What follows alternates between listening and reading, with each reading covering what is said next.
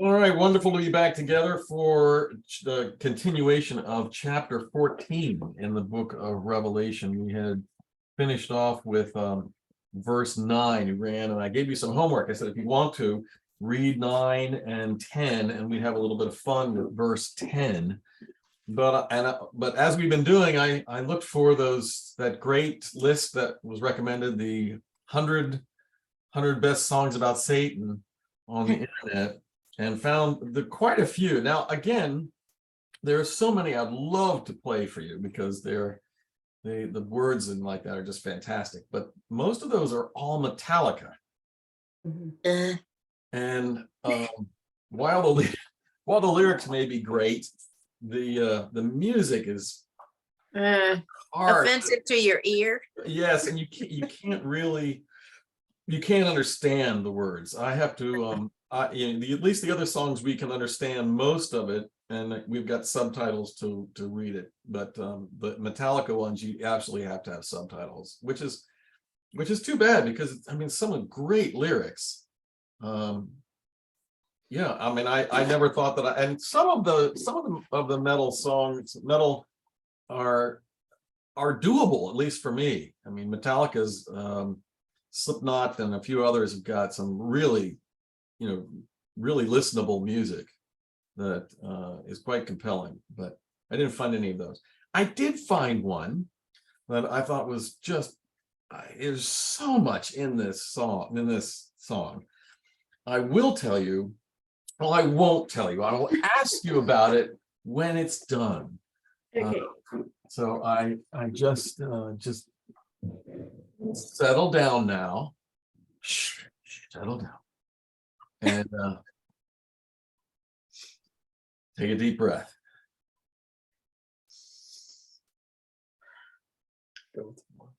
Yeah.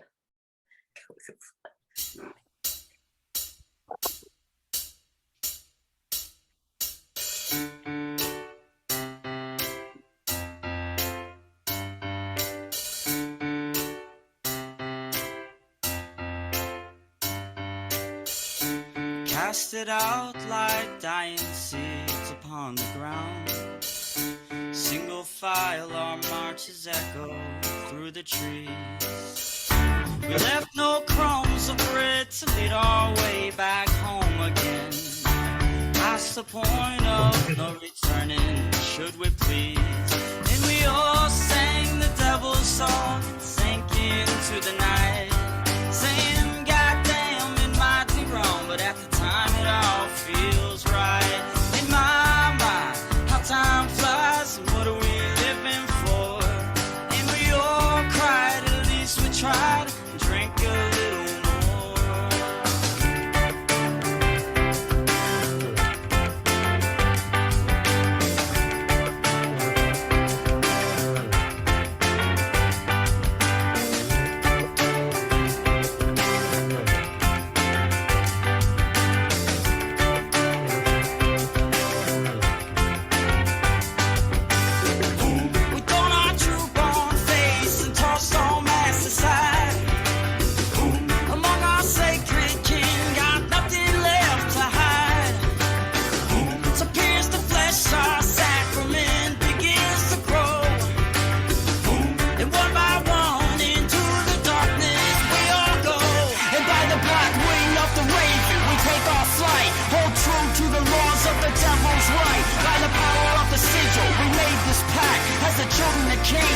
Souls of black as the fang of the serpent, head of the ram, consume almighty through the blood of the lamb, with the star of the morning to bring us to light. In the eyes of the fallen, sure to give us our sight to see, our sight to see.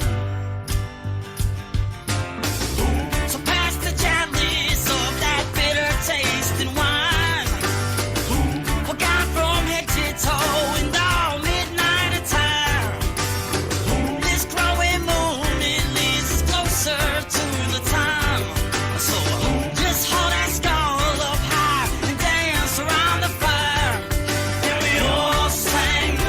Song, take it to the night.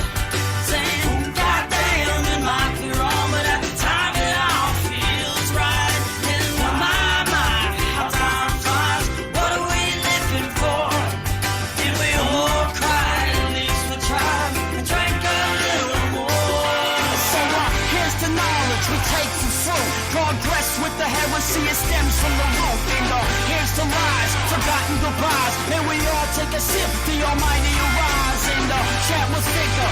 Find the truth with the clouds of the night. Bring the final soup in the star of the morning to bring us to light.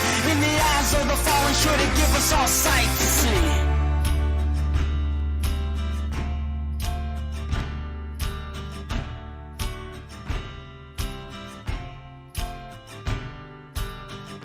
Already have we all been damned, born of the blood that our God condemned, shunned by the ones who set the standards of right, with the skewed new reviews of proverbial slight. It is we who win against the settling stones, as the waters of the mass wash us down to the bone. It is we, the burdened by original sin, who understand the weight of our fate. Let us begin, so as we bask in the black new void of the night, move past every last limitation from sight, in the bleak of the soil where the seed is sown. If the remnants remain, then the tree can grow.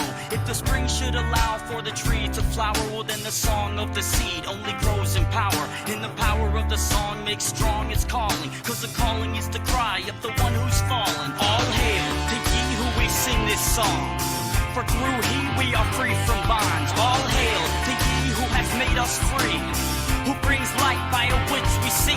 All hail to the light and mighty glow, that of which brings the power to know. All hail to enlightenment the knowledge will bring. All hail to the Lord, that of which we sing. So we shed all doubt, for the hour has come. Praise be, for the year is one. We shed all doubt, brought upon the fear.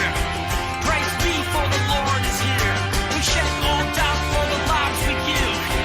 Praise be, for the Lord shall live. Then we shed all doubt, you can hear his call. For in the end, it is judgment that defeats us all.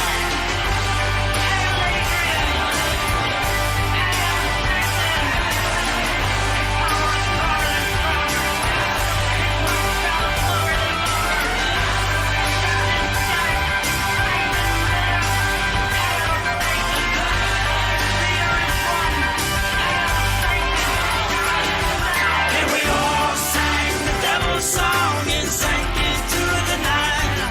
Thank God damn, they might be wrong, but at the time it all feels right. In my mind, how time flies, what are we living for? And we all cried, at least we tried, and drank a little more.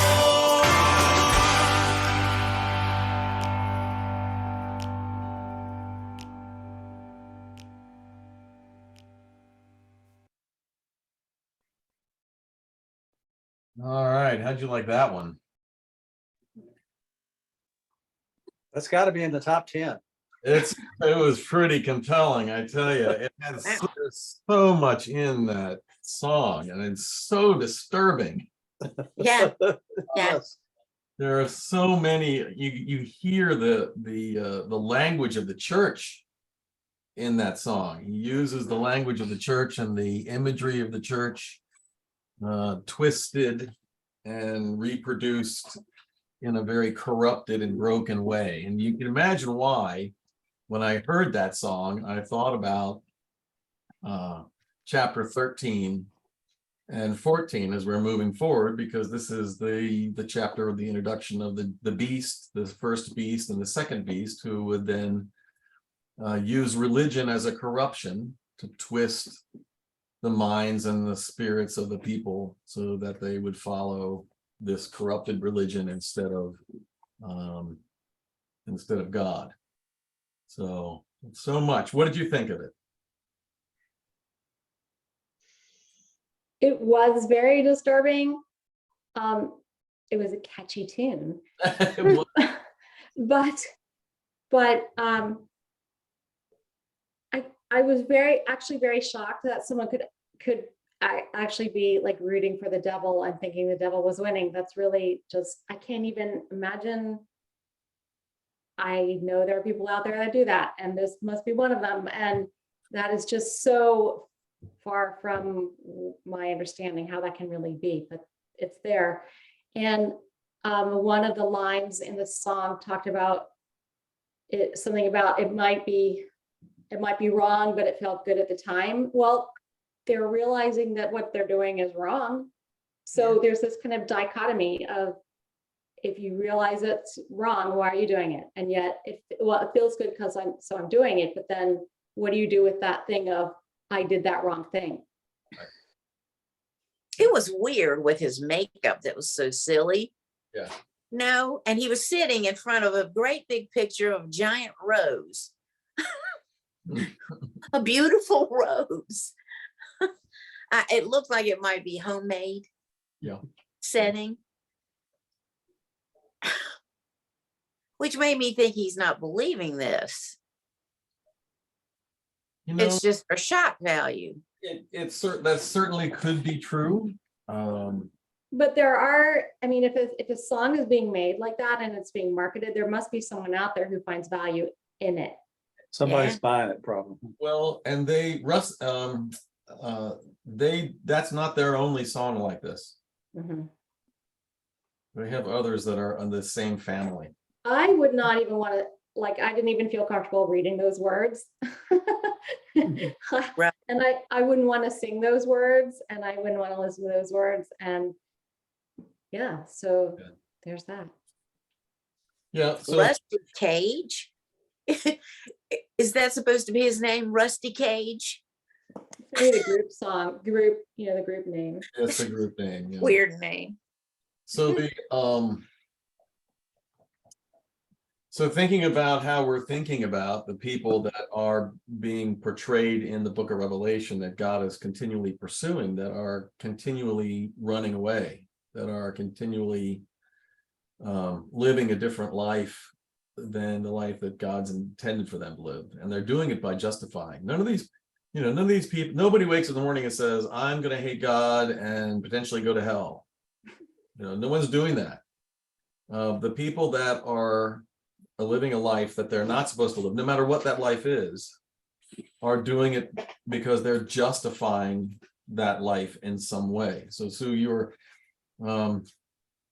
comment is kind of reverberates over strata of different disciplines. Mhm. The person will say, I'm not supposed to do this, and I know I'm not supposed to do it. At some point in time, if an addiction, for instance, is prevalent, not necessarily an addiction that debilitates you down to the core immediately, but one that takes a long time, there is a response, an anger response that begins to say, it's not wrong, it's fine, it's good. And Well, if there was that line in there that said, at least we tried. right, What are we living for? Oh, well, at least we tried. Let's go have a drink.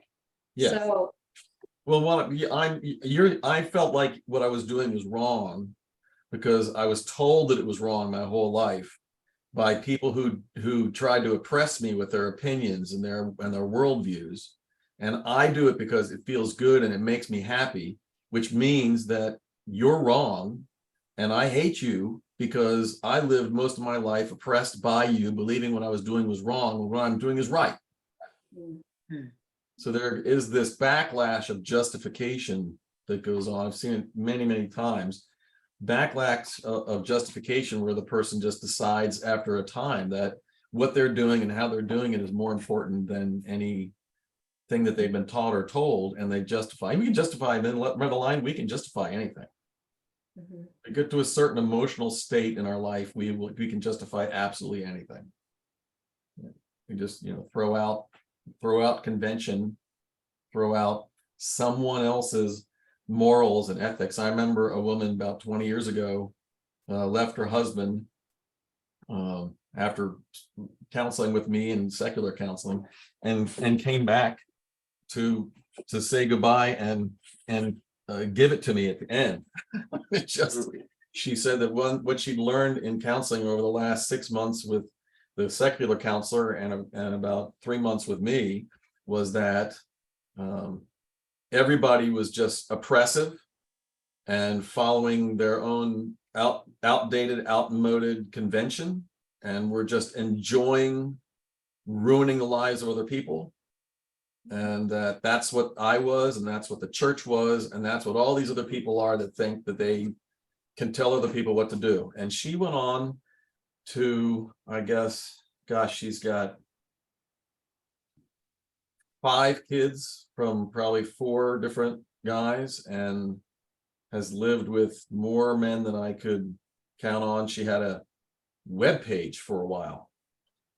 I'll let your mind just wander with that one. And all this was just saying, you know, she just let loose and said, this is what I want. And everything else that everybody else is telling me is just their oppressive opinion. It doesn't count to me. My life, my stuff is good. While she's producing children and abandoning them along the way. Wow. So we can justify anything. You know, if it feels good, do it. What's that old line, right? If it feels good, do it. And the next step is, if it feels good, do it, and then justify it and keep doing it over and over again. Don't let anybody tell you not to. We can always come up with, we're living in that time, aren't we? With politics, with so much going on socially in the world, where people have decided what's right and wrong because they've decided, and they don't listen to any other source of authority or fact. Nothing, because that infringes on their personal liberty. So the book of Revelation is God saying, I'm trying to punch through this wall of personal liberty that you've put up, that you are glomming on and covering and layering on yourself this defense of me and mine and what I like to do. So the beast in chapter 13 that comes and makes the false religion so palatable is based on the partnership with the first beast, who makes the economic life so palatable. I'm going to bring you, you know, happiness and joy through material wealth and luxury and all these other things. And then connected to that is the second person who lauds the first one, and then offers a faith perspective that both supports that process and pumps up the individual for making a good choice. So they buy into the religion, they buy into the thing with maybe some hope, but also with a fair amount of rebellion going against status quo. So it's I thought it was great. I thought it was a great song. I agree with Susan though. Hard to hear. That's why I said, hold on, just breathe. Hard to hear, hard sentiments, especially for people of faith, that not only, you know, using an old term, blasphemous language for the way that they're looking at the world, but also hard to hear, as Susan said, that it's just hard to believe that people, whether it's this songwriter or somebody else who ascribes to this kind of music, really believe this, really have this world trajectory. Mhm. And it doesn't have to be Satan, you know, with the horns and the red face. It's just not God. It's an anti-God perspective. I replace God with another God, or God with no God. And the result is my perspective is greater than anything else that is out there. Like I don't believe in this book. I don't believe in this witness. I don't believe in 2,000 years of faith and spirit and people having experiences in prayer. I don't believe any of it.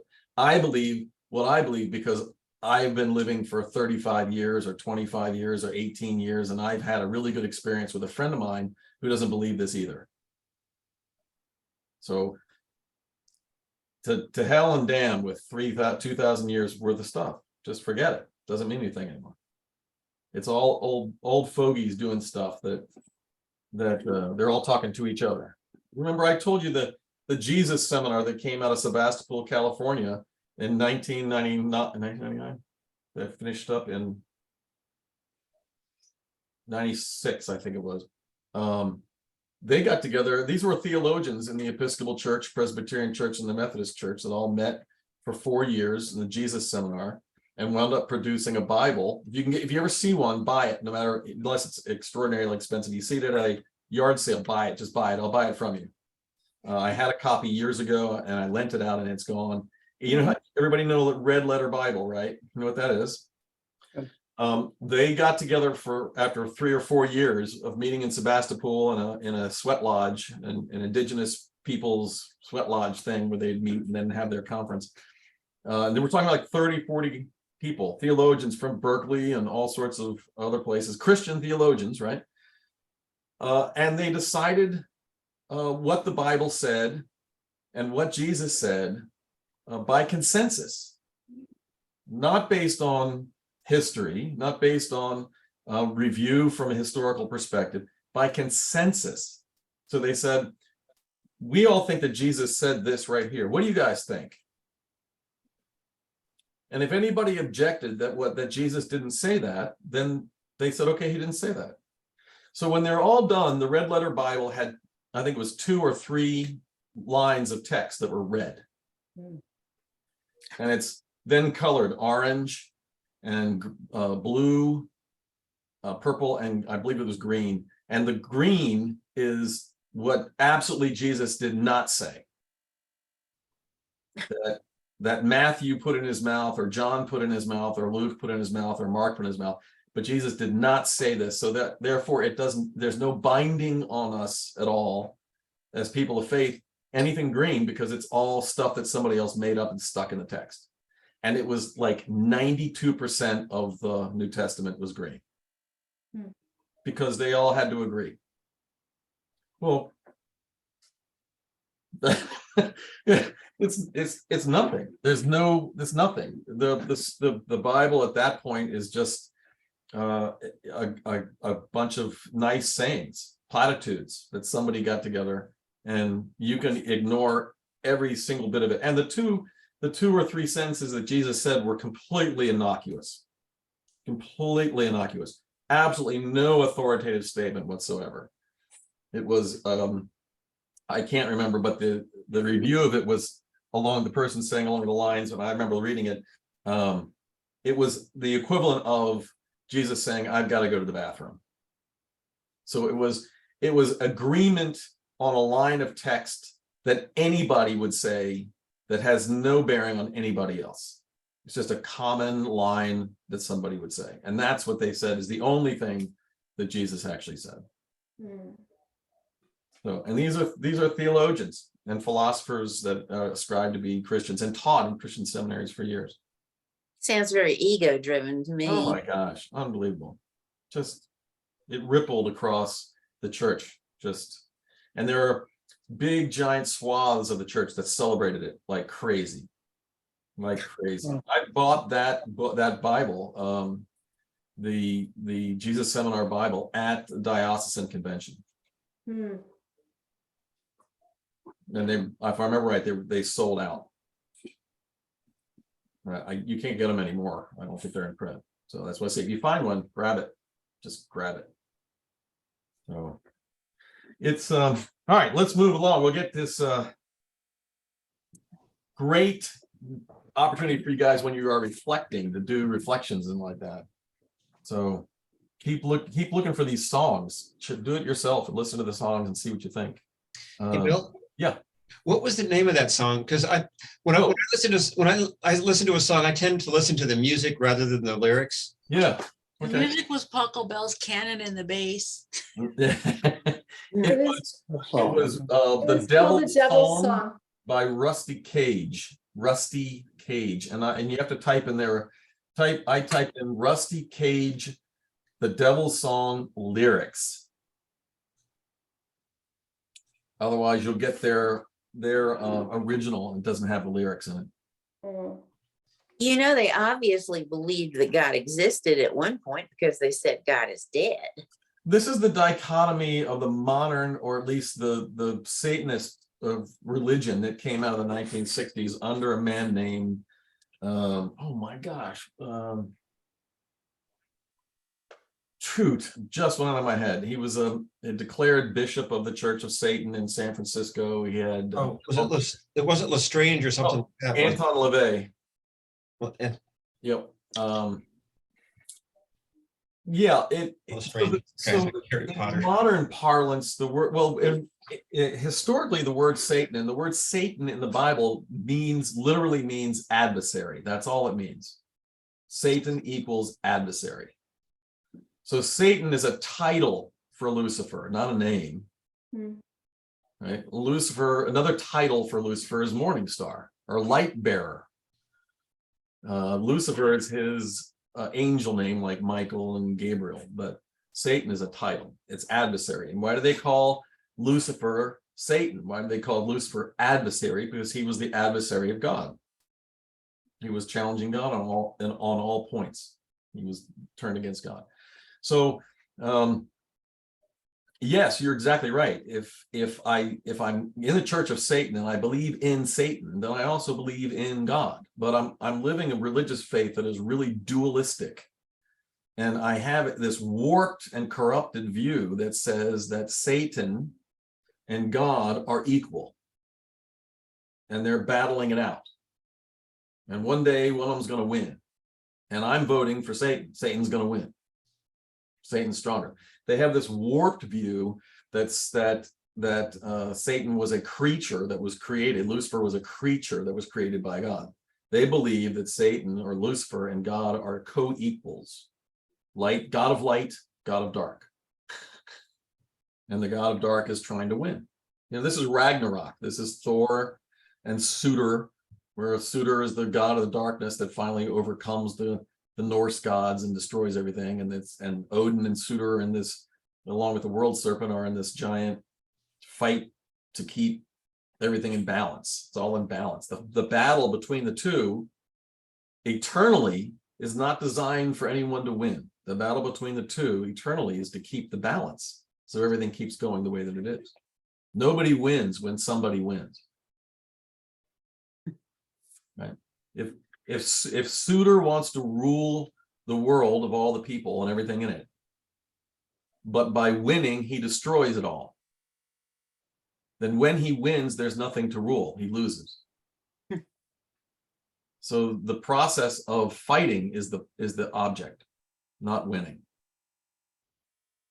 It's the eternal balance. It's the same thing happened in Greek mythology. Same exact thing with the Zeus. You know, this is the epic dualistic religious belief system that's been around forever, and it infected the church as well. There are dualists in the Christian faith as well as everywhere else. I do remember in the 60s, God is dead was a very popular saying. Sure. Hmm. Sure. And again, a line that really makes no sense when you think about it, because to say God is dead is to affirm that God is alive. Mm-hmm. If God was alive, then God and I'm angry at God for being, and I'm happy that God is dead, right? let's follow that up 1 second. So I'm happy that God is dead. I'm saying God is dead, God is dead, and I'm happy. Why am I happy that God is dead? Because I hated God. I didn't like God. And I'm happy that God is dead. The problem is that the God that I hated can't die. The God that I hated is the God of the Christian faith that can't be killed. So if God is truly dead, then the God that died is not the God that I was believing in that I hated. The God that died is another God that I don't know. So there's no reason to hate that God that died. The only thing I can do is be aware that I was really foolish in hating the God that died for being the other God that can't die. And now that God is dead, which makes no difference to me. You see how this is all, it goes back to the fact that the people that are making these statements and doing this don't think. They just rattle on. They don't go to the beginning of what they're thinking and saying and then follow it to the end. They just kind of live in the mess in the middle, and they take each moment as a moment of personal integrity that's not attached to anything.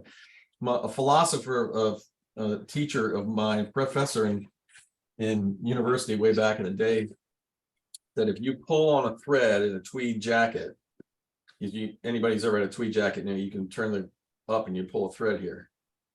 So it's usually caught between the lining and the outer, and you can pull that thread and it'll just come out. If not, you can cut it. He said the problem is if you take that thread and you keep pulling it and you're looking, nothing's coming unraveled here. You're just pulling and pulling and pulling. You think you got a whole line of tweed that's stuck in between your sleeves. What you don't realize is that way down in the middle of your back, way down low, you're just unraveling your whole jacket.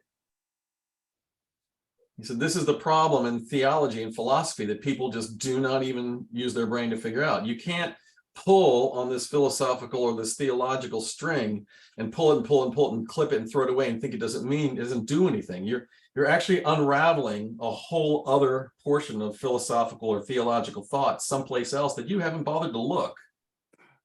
And by the time you get done pulling the string, you're going to have unraveled the whole construct of the philosophy that you've been battling against. The sad reality is that when it's all done, it won't mean anything. Nothing will mean anything. You're fighting against something that never existed to start with, because it was a false image to begin with. In the book of Revelation, that's what God is continually doing. God is coming back to the people and saying, I'm going to make life harder for you. I'm going to make life harder for you so that you can see what is really important. Right now, you think that what you're doing and what you're seeing is the important thing. And that's false. You've built a false image. And some people will persevere through that hardship and they'll keep on going believing in their own thing. So God ups the ante. And the next wave is even harder. God's continually trying to break through this false image that everybody has. We all have it.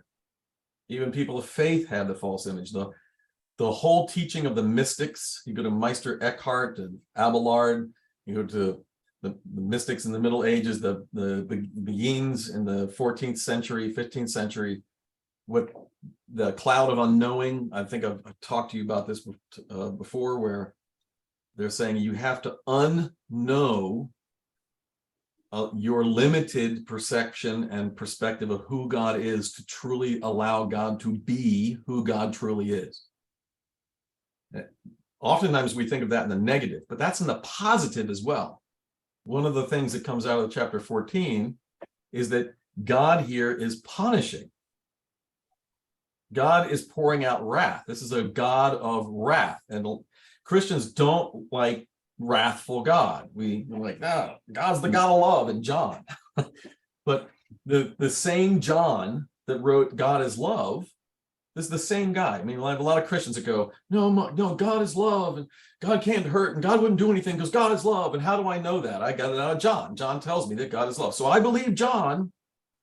That he knows that God is love.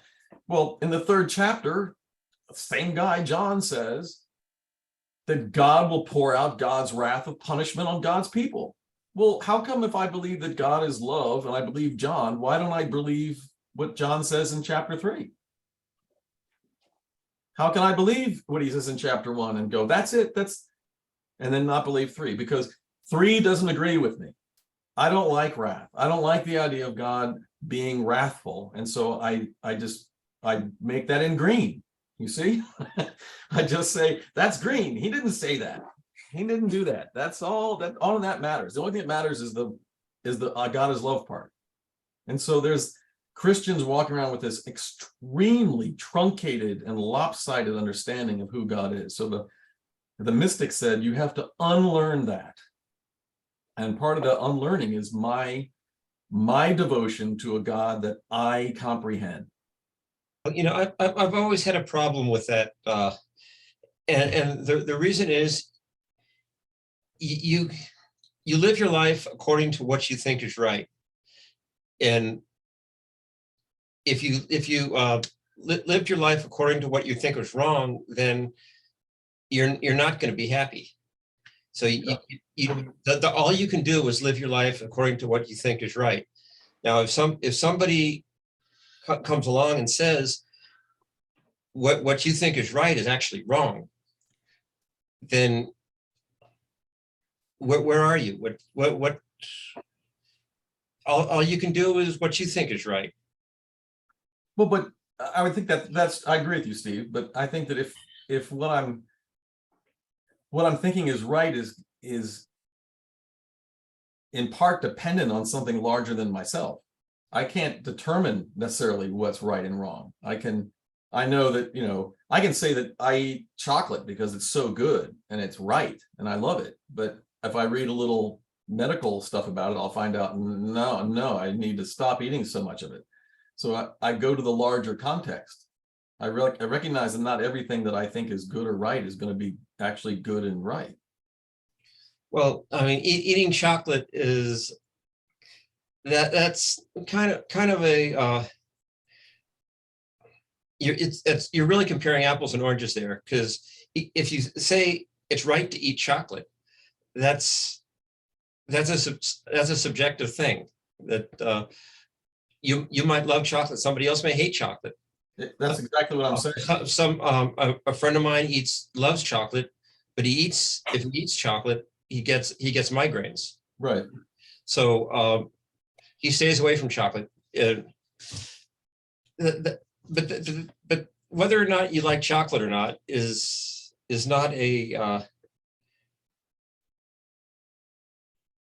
it's not really a philosophical No, question or not. It's a question of whether you like the taste or not. It's yes or no.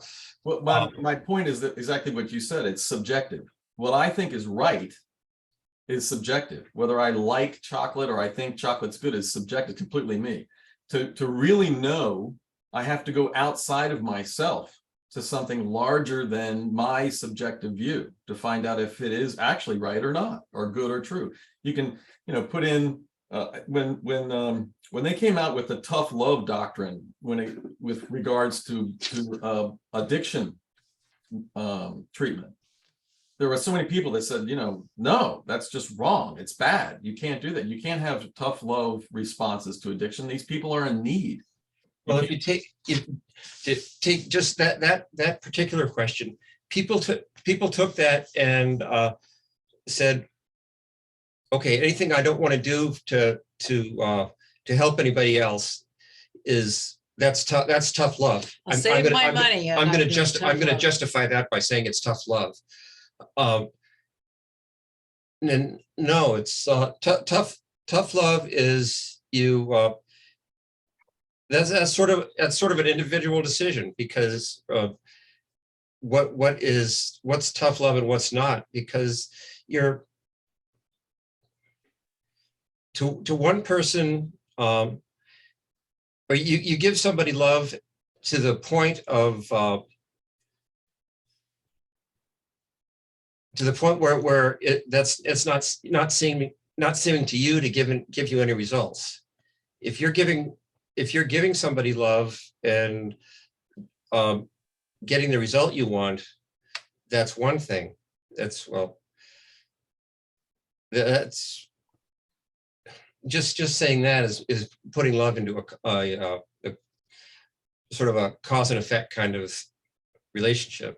Well, the context I was using it in was for addiction, for treating addiction, is people saying is hand in hand with the understanding of codependency.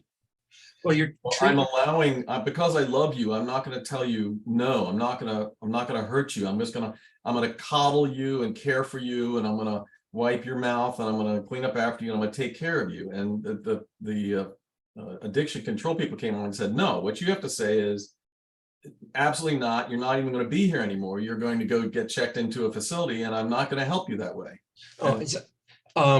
I think what that is if you're giving somebody tough love in the context of addiction, you're not feeding their addiction, but you're still going to be there for them. Yeah, but my point is there are lots of people who say no. You're just not cutting them off. They're not. There are people that are saying, I won't do that. I won't do that. I'm going to care for them. To do that is mean. That's horrific. That's horrible. To care for them is, but they don't know the physiology of addiction. Right. Exactly. Yeah. Right. Because they don't look beyond themselves. They're looking at the world and saying, I can't do that, because to do that is mean. I would be mean to do that. And I know that it'd be mean, because when I do that, the person's in pain and they hate me and they scream and it's horrible. And I can't do that to them because I love them. But the professionals come out and say, there's absolutely no way to help this person be cured except to do this. There's a germ of truth in all these things. And the problem is the people who believe it. And they go all the way to the ludicrous. And my point is simply that we have to keep going one step beyond what I think what I feel, what I want, what makes me feel good, to a next authority to understand what's right and true and good. So the people that say the Bible doesn't say anything, I throw the whole thing out. What they're throwing out is anything other than themselves. They're looking at themselves saying, I'm the authority. I get to decide everything. And I don't believe 2,000 years of writing and belief has any effect on me at all. So I'm going to believe something else, and that's good for me because it makes me happy. Well, yeah, I completely agree. Be happy. I mean, believe what you want and believe happy, but you can't, from a theological or philosophical way, that worldview holds no water. It just doesn't work. It says that the individual, any individual that does that, is the center of the universe. And we are. Again, I am the center of the universe for me. I can decide whatever I want, but I can't possibly decide whatever I want and claim authority for anybody but myself. Well, I've known people that say, does that seem right to you? Right. And so then that makes it incumbent on you then to think about, well, does that seem right? And if I have to do logical backflips to make it right, then it's probably not right. Just an inquiry. I mean, we don't have to be ridiculous about this, but someone comes to you and says, the world's flat. That's the way it is. I mean, do you think the world's round? Does that seem right to you? Oh, that's an empirical, that's an observable thing. You were saying the same thing, Steve. The difference is that the people that take this track, they don't do the observable thing. They don't do the empirical thing. They simply say, this is what I believe, and this is right. And I'm not going to look beyond what I believe is right to empirical data or an observable truth or an authority in a Bible or an authority in a book or an authority in a doctor's office. I'm just going to say it's good for me. It's what I like. It makes my life feel good, and it's the right thing for me. So it's truncated. This is, again, we're dealing with conspiracy theory all over the place. We can all agree with this. Mm-hmm. You look up that conspiracy theory, all of us are like scratching our head at people that have these conspiracy theories. Like, what is wrong with these people? The difference between us and them, apparently, is that we have read and understood the conspiracy from a real world perspective. And they have not, and they won't. They're going to stay in their little tiny scenario, and they're not going to read beyond it, and they're not going to look beyond it, and they're not going to think beyond it, and they're going to continue to maintain this and tell you that's the way it is, and that's it. That's right. So I completely agree with you. It's what we're talking about is the same thing. I'm just saying the people that we're talking about that stop and say, what's right? Do you think that's right? If I say I think that's right, and I don't do anything but look around and say, you know what you said makes me feel good, and therefore it's right for completely across the board. I'm not going to look up anything, no empirical data, no facts, no collaboration, nothing. That's ununderstandable. Who can understand that? Bad mouthing others isn't going to help us. Let's get to the Bible. Well, this is what's happening in the book of Revelation. So God is coming back to the people over and over again and impressing upon them that they are stuck in this myopic little truncated world where they're not turning to God, they're not thinking about God, they're thinking about themselves. So you have I said in 9, we said the third angel came. Image to receive the mark of the forehead. We talked about the mark of the forehead and the hand. Now, did you guys give any more thought to that? Remember, I suggested last time we were together that you got a big black tattoo across your forehead, right? That says, I belong to Satan. Now, anybody think that's what this means? It's not the mark of the beast on the forehead any more than it is the mark of the cross on the forehead when you get baptized. That is an outward invisible sign, a symbolic motion of what is being planted inside the individual. So the mark on the forehead, the exterior part of the forehead, is my allegiance in my behavior. So I have come to believe that this is true, and I'm acting now because I believe this. I'm using my brain, I'm using my ability to propel this thing forward. That's the mark of the beast. The mark on the hand is the action I take. It's how I actually use my life, how I use my resources, how I make things happen, not for God, but for this other purpose and intention. So we can say it's a computer chip under the skin, but if we say it's a computer chip under the skin on the back of your hand, that's not on your hand. So if we take this, the book of Revelation in this case as a literal, which people do often take this literally, we're really not talking about the same thing. This is not outside, this is inside. And the really interesting part of this is that I wanted you to look at was verse 10. He too will drink the wine of God's fury, which has been poured out full strength into a cup, the cup of his wrath. He will be tormented with burning sulfur in the presence of the holy angels of the Lamb. So this, Is this purgatory? well, this is taken, actually, this language is almost verbatim out of the book of Jeremiah 25:25, where he talks about the disobedience of the Jewish people and the infection of the world into the people of God, and the acquiescence of the people of God to the world, and thereby reinforcing the world's view and purpose and intention. So God is saying that my wrath is going to pour out on all of these people, not just the Gentiles, not just the people surrounding, but the Jewish people themselves. And we've seen that happen in the book of Revelation already, right? The litmus test, if I can say that's really the criteria for being saved, is not being one of the chosen people. That is not a witness in the scripture. That's a myth that we've come up with. The criteria for being saved is recognition of the Messiah.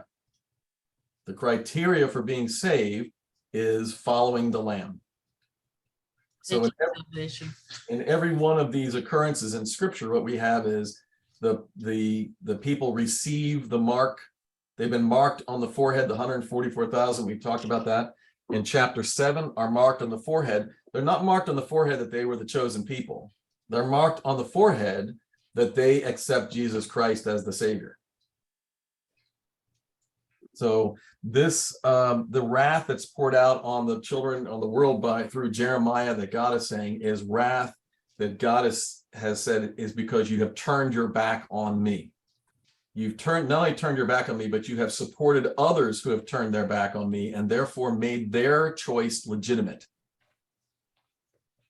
So the wrath that I have is your punishment, and that punishment, according to scripture, is absolute.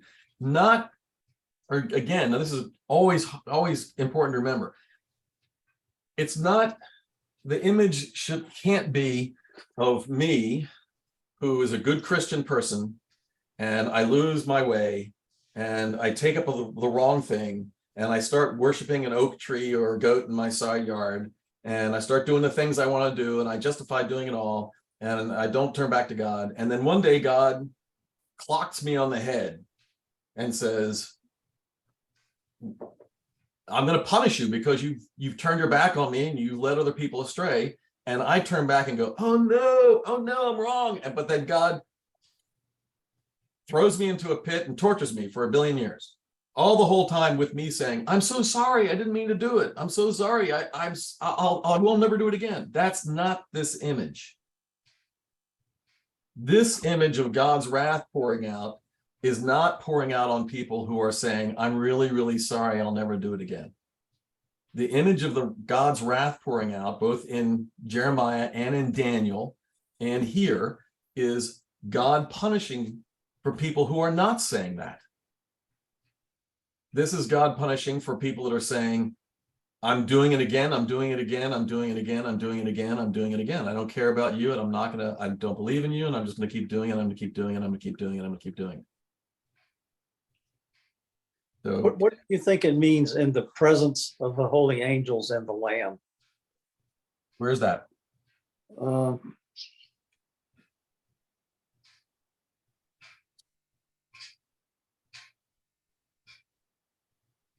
I might have jumped ahead one, like my Bible. It's in the 10th, 10th, verse yeah, 10. It's at the end of verse 10. Tortured in the presence of the holy angels and the Lamb. yeah, Smoke of their torture will go up forever and ever. but in their presence, I mean, Yeah, okay, so so this is the other part of this. So remember that there are different people. We are coming to this scripture and like scriptures trying to figure out what's going on here. So we have this scripture of punishment for those who do not belong to God, right? A third angel, this is 9. The third angel followed them and said in a loud voice, if anyone worships the beast and his image and receives the mark on his forehead and his hand, he too will drink the wine of God's fury and be poured full strength into the cup of his wrath. He'll be tormented, burning sulfur in the presence of the holy angels. 14 So and what? give or take. Is this a witness then of those who are being chastised, being punished, that are being punished within the context of the witness of the heavenly country, right? You were going to drink this fury and be poured out by this cup, right? And be tormented by sulfur in the presence of the holy angels and the Lamb. This is going to happen in real time right now in front of everybody. okay. So this is not, this portion of the book of Revelation is not delayed. This is it's happening right now. Okay, 11, and the smoke of the tormented rise forever and ever. There is no rest, day or night, for those who worship the beast in his image, or for anyone who receives the mark or his name.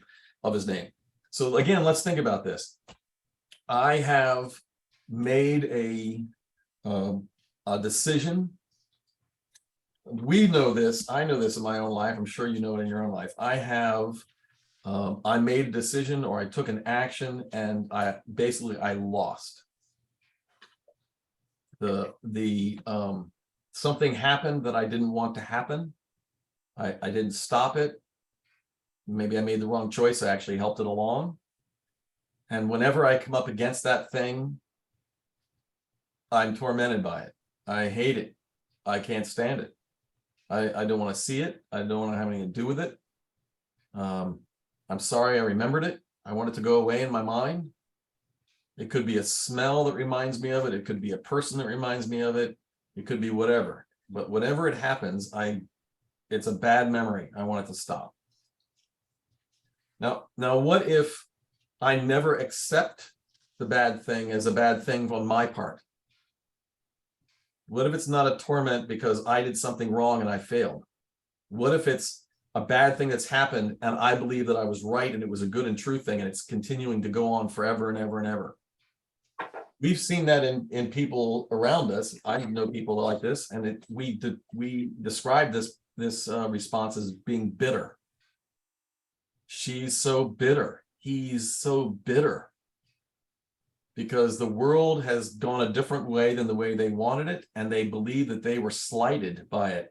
They weren't wrong, they did nothing wrong, and they've been beaten, and they're bitter, and they're ugly and nasty, and the world is not a fun place for them. My aunt was a bitter woman, sad, made me so sad whenever I saw her, and then was able to talk to her, although eventually I couldn't talk to her. She wouldn't talk to me anymore. So this is the smoke of the torment rises forever, ever. There's no rest for these people, ever. The torment is there constantly, consistently, and forever there. They never accept responsibility. They never turn back from their decisions, and because God is constantly oppressing forward. I use that word on purpose.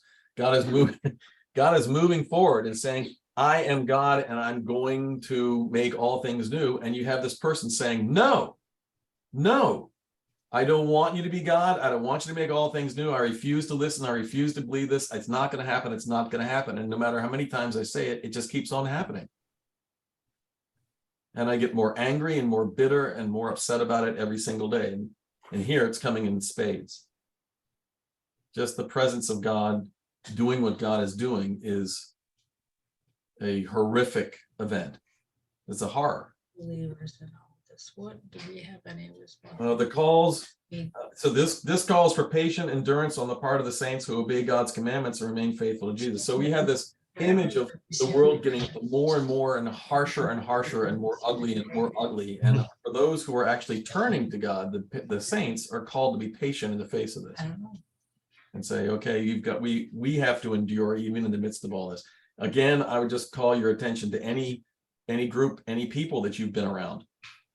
Anybody that you've been around that you've been in their presence and they've been angry and upset and lashing out and screaming and being whatever they're being, and you are there, and what can you do? You can't stop them. You can't correct them. They won't listen to you. They're not listening to the people who are trying to teach them. So the only thing you can do is be patient.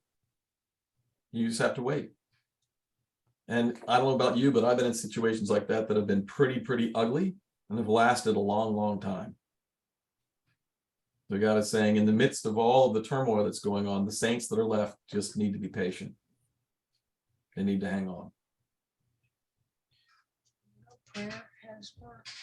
All right, guys. Well, we ate up a lot of time. It's 8:34 right now by my clock. So next time, I promise next week we will finish 14 and go into 15. Promise. Don't forget Turkey and Syria in your prayers. Absolutely. They're good. It's, I was in Los Gatos when the 89 Loma Prieta hit. And there were so many stories I heard of people escaping serious injury just by a fluke. The kids went out for a snack and the TV flew across the room. Right. But they were out for a snack. And our San Francisco death toll was 50, I think 35 or something from the Bay Bridge. China had the same earthquake, Rector scale. 7.5 or 8. And 50,000 people died. Mm. Turkey is going to be China. Turkey they just got past 20,000. Yeah. And the earth moved 10 feet. So we need to pray for them. It's cold, it's snowing. Pray for Turkey. Pray for Syria. Absolutely. Yeah. Horrific. All right, guys. God bless you all. Have a wonderful night tonight. Be well. And I look forward to seeing you Sunday. Yep. Annual meeting, 10:30 Sunday. Okay. Good night. All right.